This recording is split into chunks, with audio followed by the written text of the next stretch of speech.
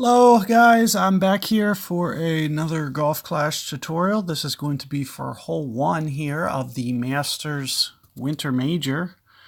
And just setting up my bag here, you can see Thor's Hammer 6, a Pak 5. I'm going to give you guys a shot from probably each club.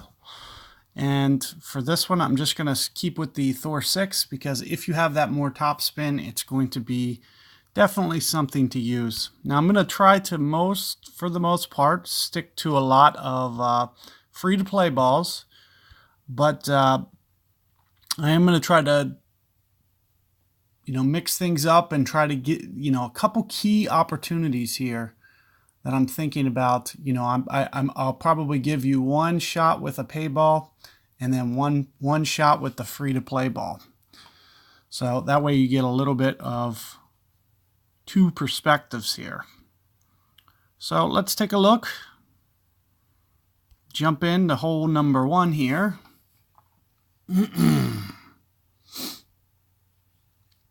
So for this hole, especially on Monday, we're just going to go free to play.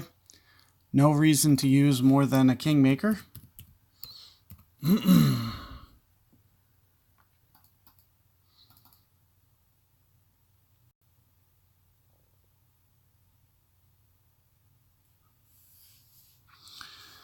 What I also recommend is we're going to go left on this hole. There's no point of trying to challenge these bunkers, in my opinion, with a headwind.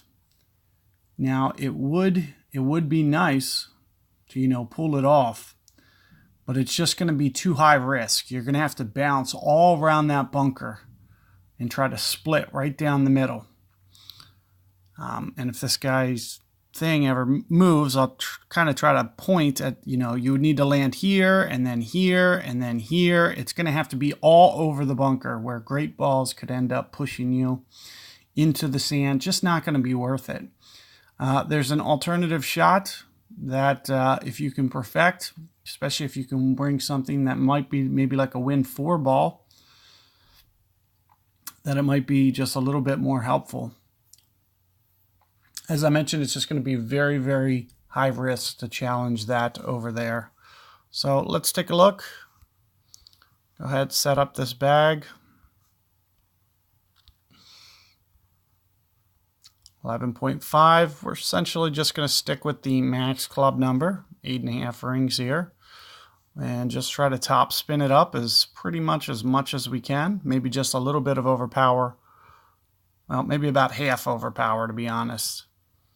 I'm thinking somewhere in here, this does keep in mind wind effect, so you can see that I'm kind of aiming over towards the left. And we're going to pull up towards the 8 rings, somewhere right around here.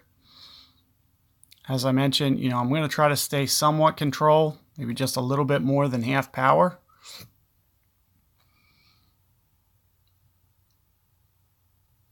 And it looks like just a little bit short. So it would be nice to get it to that fairway. It's probably going to require full. And also going to probably require a Pak to be a little bit easier. A Pak 6 probably would have jumped into that fairway and we would have got it a little bit farther down. However, there's nothing wrong with where we are.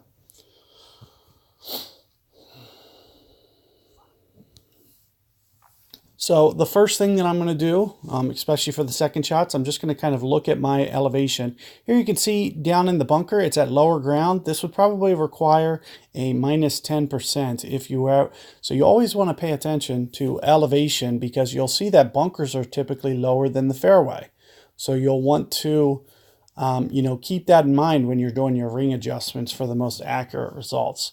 Now the first thing I'm going to do here is take a look at the elevation for mine.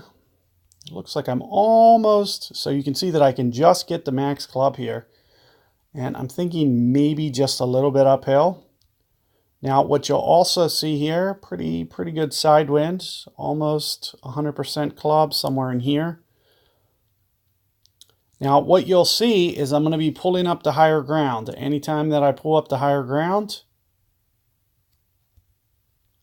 I'm going to need to be very careful with the angle that I pull rings at. So do be careful because this will tend to launch on you a little bit. Now I'm I'm running kind of tight on time. I'm going to do this in one pull.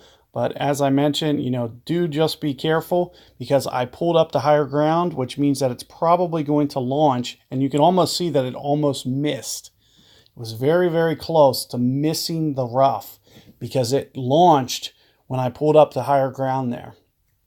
So anytime that you're kind of changing the elevation with where you're pulling to, you might just need to be a little bit careful. You might either need to pull one ring back, or you can just pull at a slight angle. So sometimes what I'll do is I'll just adjust that wind needle, and that's what I'll do on my second attempt.